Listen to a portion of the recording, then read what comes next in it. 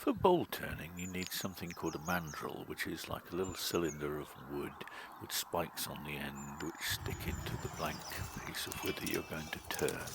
I decided to make myself a new one out of hawthorn, and I found an old sort of stumpy bit of hawthorn which was left after I'd done a bit of hedge trimming earlier on, and a short straight piece of this was just what I needed.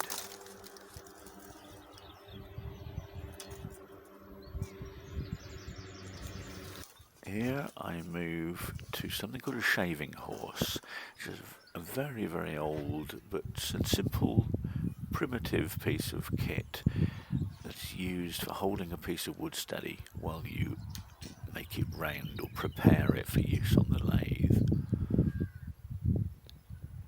Here I'm using a two-handled shaving hook, which is little more than a single blade of metal with a razor sharp edge, two handles which you use. Pretty similar in a way, it's probably a forerunner of the old spoke shave that cartwheel makers have used. You see, just first of all used to trim off the bark from the wood.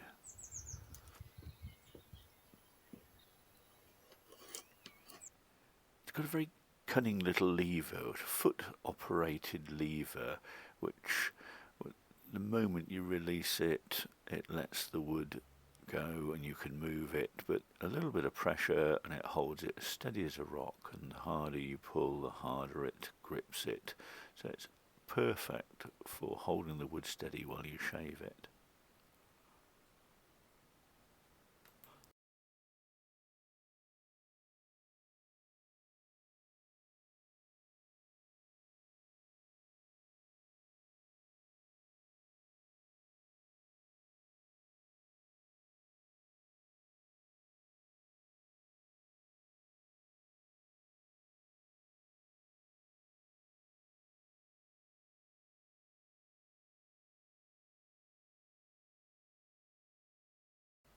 There, and now when all the bark's gone, we need to make it as round or cylindrical as we possibly can to make it easier when we get as far as the lathe. Shaving off the uneven bits and just making it as round as I possibly can to start with. See how easily those big shavings come off with that shaving hook.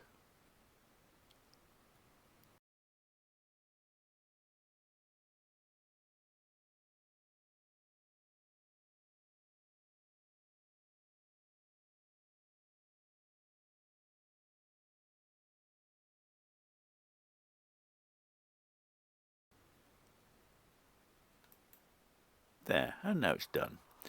And we'll move over to the lathe itself. Foot operated pole lathe as used for centuries by chair leg makers in the forests around places like High Wycombe and so on. Just make sure it's running smoothly and true, and wind the rope round a couple of times to give it some grip.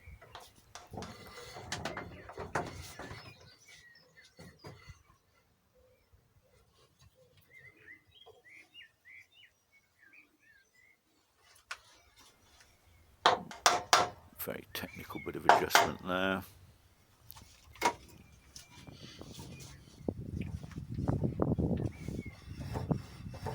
Just as you pedal it, it goes backwards and forwards. Bit of oil, bit of olive oil on the bearings so they don't get too hot and start smoking and burning the wood.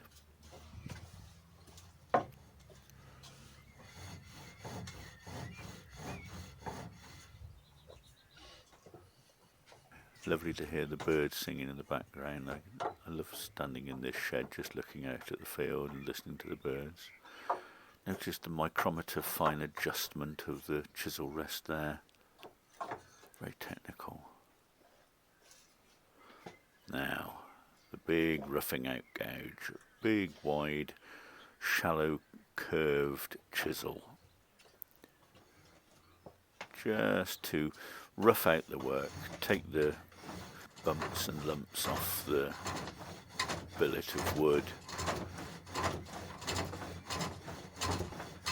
This is when you find out how accurate you've been in the spoke shaving to get it into a cylinder or not.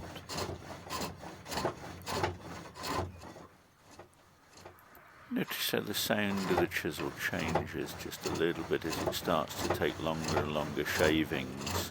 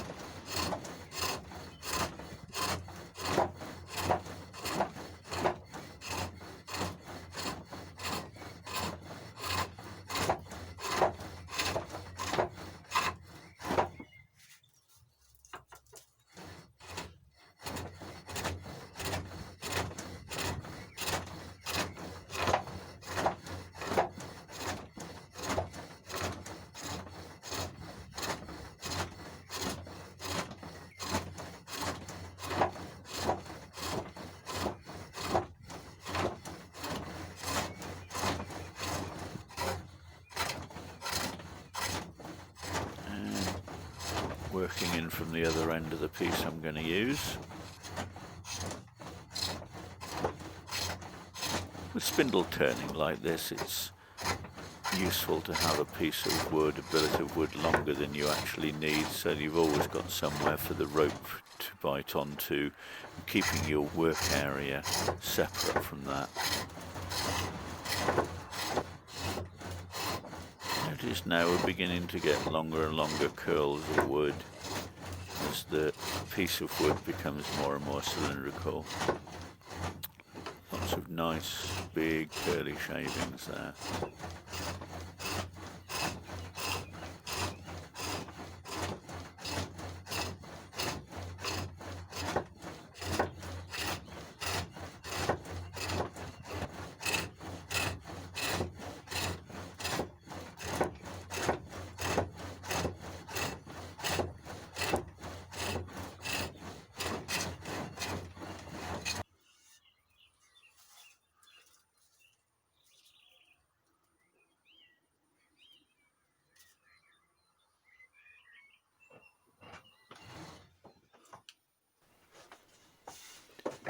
Now we move to a different chisel. That's the roughing out gouge has finished the roughing out, and we use something, a 3/4 inch skew chisel.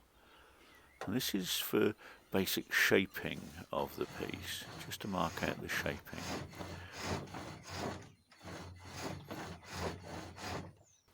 Again, notice the careful measurement and positioning of everything. Just marking out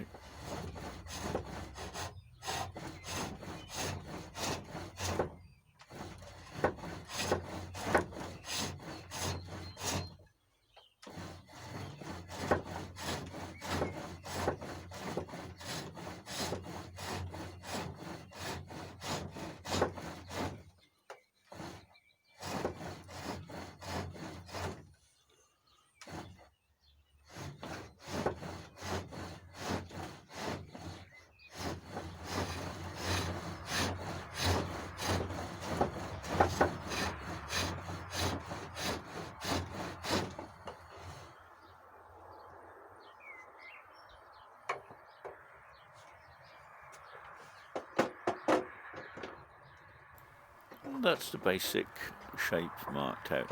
Now we move to a 3/4 inch shaping gouge, and this is where we really start taking some wood off.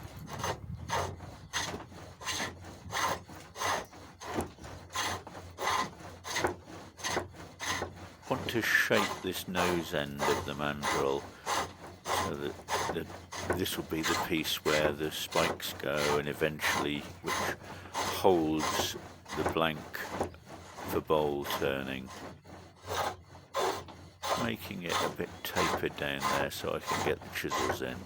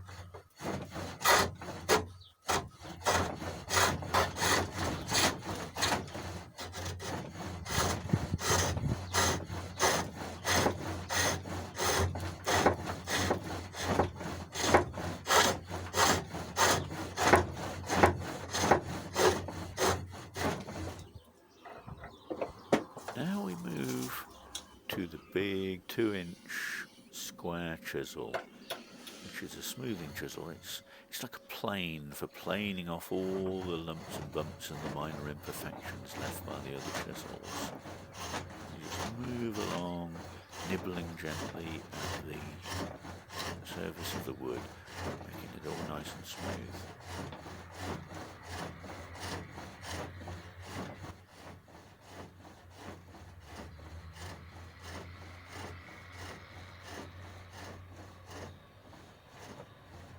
Just drifting along, smoothing out the lumps and bumps.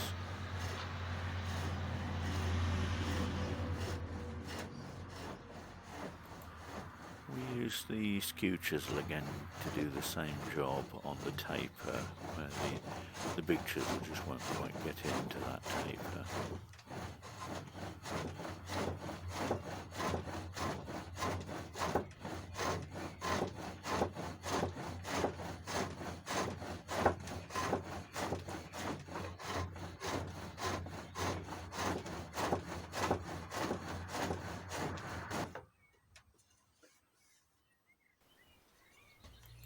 Now we use something called a parting tool, and this is just a very narrow chisel with a sharp point just to separate the piece of work from the billet that we don't need.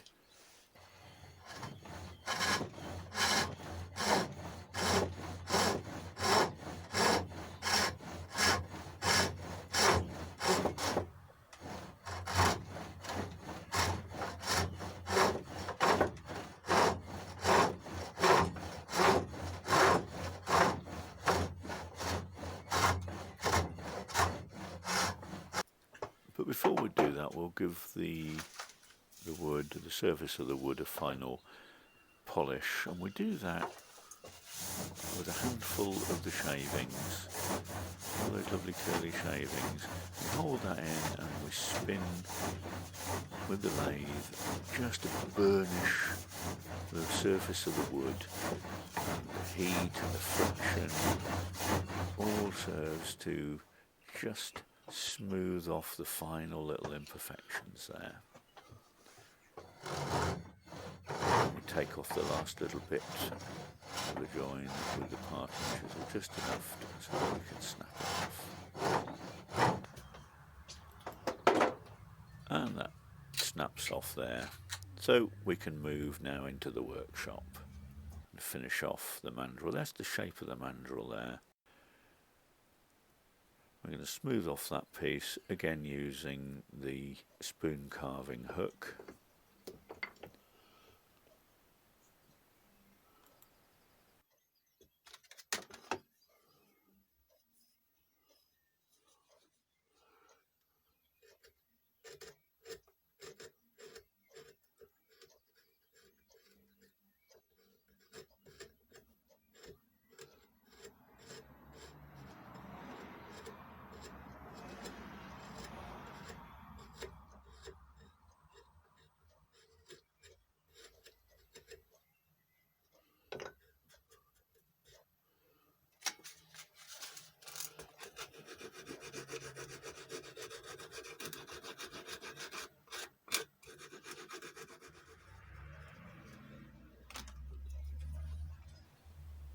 put a little dent in there. Now we're going to put the 3 sharp spikes in, and we create those just using ordinary wood screws screwed in, making 3 holes in there.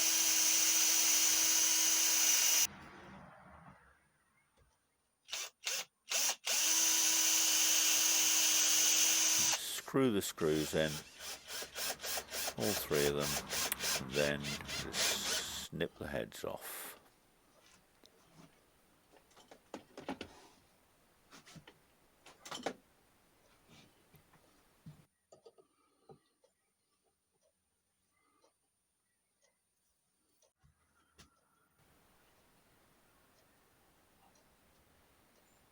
And the last job is to sharpen the points of them so that they can go into the blank.